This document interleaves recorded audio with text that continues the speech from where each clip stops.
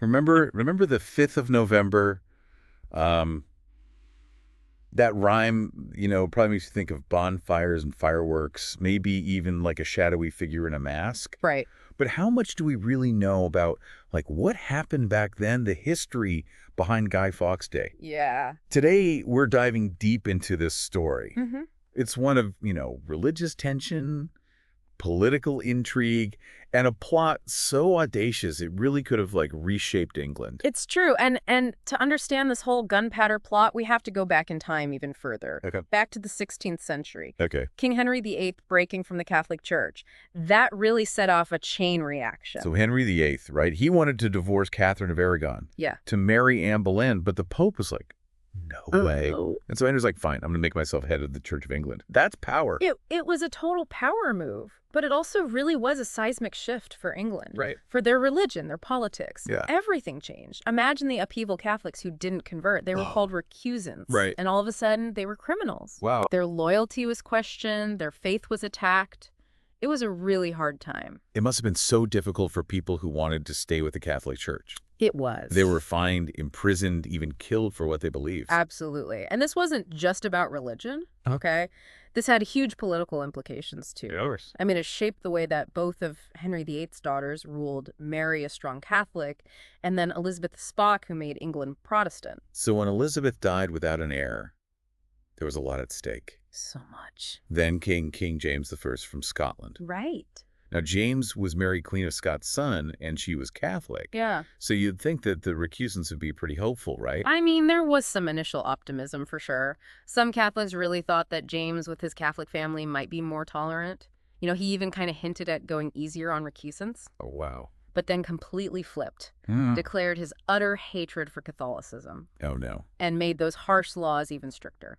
What a betrayal. Can you imagine being a recusant and feeling that, like your hopes were up and they're just totally crushed? Totally. And that feeling, that betrayal and desperation, that's where the gunpowder plot comes from. This group of Catholics, led by Robert Catesby, they decided to do something drastic. Okay. They wanted to blow up the House of Lords during Parliament's opening. They wanted to blow up Parliament. Are you serious? That's insane. Tell me about these guys. Like, who was Robert Catesby? So Catesby, he was charismatic. He really believed in his cause. He was a natural leader, got other people on board. His cousin Thomas Winter was hesitant at first, but got pulled in. Okay, what about Guy Fawkes? He wasn't the mastermind, right? No, Catesby was the brains behind it all. Fawkes was a soldier, knew explosives. He was the muscle. They called him John Johnson. Oh, wow. Yeah. And there were more, right? Like Thomas Percy, who got them into a building next to Parliament. Yeah, Percy was key. He had connections. So they got a storage space right under the House of Lords. Right, under perfect spot to plant a surprise. And it's a big surprise. They had 36 barrels of gunpowder. 36. That's a crazy amount. Like, even by today's standards, that would cause so much damage. Imagine these guys sneaking around at night, moving those barrels. Yeah. The tension, the danger. It's wild. It's crazy. By October 1605, they were ready. Parliament was set to open on November 5th. It was almost time. But it didn't work. What went wrong? Well, that's where things get really interesting. Just a few weeks before the attack, someone sent an anonymous letter to Lord Monteagle, warning him to stay away from Parliament on November 5th. A secret letter. Who sent it and why? That's the big mystery of the gunpowder plot. Really? Some people think it was the government trying to patch them. Others think someone in the group betrayed them. We still don't know who sent it. Wow. So that letter messed up the whole plan. Pretty much. Lord Monteagle told the authorities. They started searching, and guess what? On the eve of the attack, they found someone guarding those barrels. Who, Guy Fawkes? He was caught red-handed. Completely. Yeah. And with that, the whole plot fell apart. Fawkes and the others were arrested, tortured, and then... It didn't end well for them. No, it didn't. What a crazy turn of events. So the gunpowder plot failed, but we still talk about it today. Why? That's what we'll get into in the next part of our deep dive.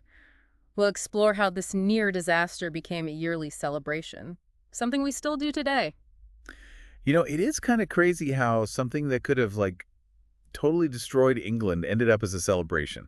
Yeah, I mean, we're talking about a plot to blow up Parliament. Right. And now it's a party. Exactly. How did that even happen? Well, after the plot failed, the government really needed to, show they were in control, Okay. So in 1605, just a few months after Guy Fawkes was caught, they passed a law called the Observance of 5th November Act. The Thanksgiving Act. Yeah, basically they were like, we're going to celebrate surviving this. So at first it was a super serious day, all about thanking King James and, showing everyone the government was still strong. Exactly. Churches had special services. Sermons were about, the dangers of Catholics trying to overthrow things. It was a reminder of what could have happened. Wow.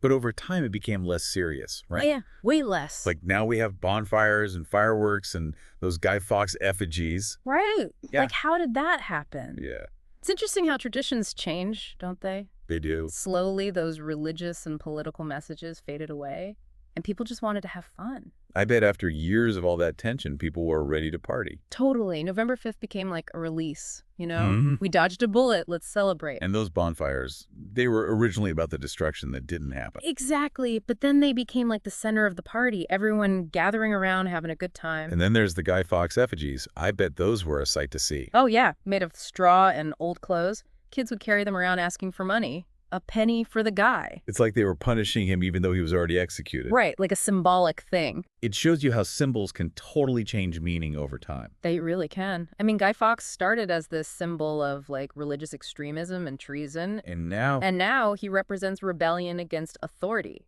Like, think about that mask. oh yeah, that Guy Fawkes mask, it's everywhere. Anonymous uses it. It's in movies like V for Vendetta. It's become this icon. So what does Guy Fawkes Day even mean now? Good question. Is it about remembering history, or is it just a reason to have fireworks and a party? I guess it depends who you ask, right? I think so. For some people, it's about remembering what happened back then and how important religious tolerance is. Yeah. For others, it's about community and tradition and, just having a good time. It's interesting how one event can have so many different meanings. It really is. It shows how strong traditions are. They change and adapt as society changes. But some people might say that celebrating Guy Fawkes Day is offensive to Catholics. I mean, you could definitely argue that, Yeah. especially the burning effigies part. It makes you think about how we remember history and who we might be hurting. But others would say it's all in good fun. It's just a tradition, nothing more. So how do we balance honoring the past without being insensitive? That's the tricky part. There's no easy answer. I guess the important thing is to think critically about it. Exactly. We have to question our assumptions and understand that there are many different perspectives on history. Guy Fawkes Day is a perfect example of that. Yeah. It reminds us that history isn't just black and white. Right. It's complicated. It's full of contradictions and things we don't expect. So what's the big takeaway for you? What makes this whole story so interesting? For me, it's how history is always changing. Right. It's not just dates and facts in a book. It's something that's constantly being reinterpreted. And the way we look at the past affects how we see the present. Exactly. Yep. So when you see those bonfires and fireworks this November 5th, Remember that you're part of something much bigger. a tradition that's been going on for centuries, and who knows how it will change in the future. It makes you wonder how people will be celebrating 100 years from now. Exactly. How will they see Guy Fawkes Day? Okay, so we've talked about like the whole story, why they wanted to blow up Parliament and how Guy Fawkes Day became this whole thing. We've seen how someone who is basically a traitor, went from that to this symbol of rebellion. It's kind of crazy. It is. And it's interesting how Guy Fawkes is like the main guy everyone remembers. But he wasn't even the one who came up with the plot. Right. It was all Robert Catesby. So why do we call it Guy Fawkes Day then? Why not Catesby Day? I guess maybe it's because he was the one they caught right there with the gunpowder, so he became like the face of the whole thing. Yeah, the poster boy for treason, even though he was just following orders. In a way, and also think about it, Guy Fawkes, the image of him is so strong. Like with the hat and the cloak? Yeah, it's a powerful image. People remember that. And that's probably why the mask is so popular, too. Right. It's become this symbol of fighting back against the system. Exactly. And speaking of symbols, we can't forget about the bonfires. Oh, yeah, those are huge. I mean, imagine that giant fire reaching up into the sky. It's both scary and beautiful at the same time. It kind of represents all that destruction that could have happened but didn't. Yeah, like they're burning away the fear and the threat. And maybe it's also about like cleansing the community, starting fresh. It could be. And then there are the fireworks. The colors, the explosions, Yeah. they're amazing. It's like they're reminding us of the violence that didn't happen. The explosions that never went off. So it's a celebration, but also a reminder of how bad things could have been. Exactly. It's all mixed together, happiness and danger. It's pretty interesting when you think about it. It is. So we've got the bonfires, the fireworks, the Right. Guy Fawkes effigy. It's all pretty wild. It is. It just shows you how complicated this celebration is. Yeah, it's about history, Tradition, symbolism, all wrapped up in one. And the meaning has changed so much over time. It's not about hating Catholics anymore. Right. It's something much deeper than that. It makes you think about what it means to rebel against authority and how powerful symbols can be. And how the past still affects us today. Exactly. History isn't just something in the past. It's still with us, shaping our world. So next time you see a bonfire or that Guy Fawkes mask, remember that you're part of a tradition that goes back centuries. A tradition that's still changing and evolving. Yeah. Who knows what it'll look like in the future? It's pretty fascinating. It really is. Well, that wraps up our deep dive into the Gunpowder Plot and Guy Fawkes Day. Thanks for joining us.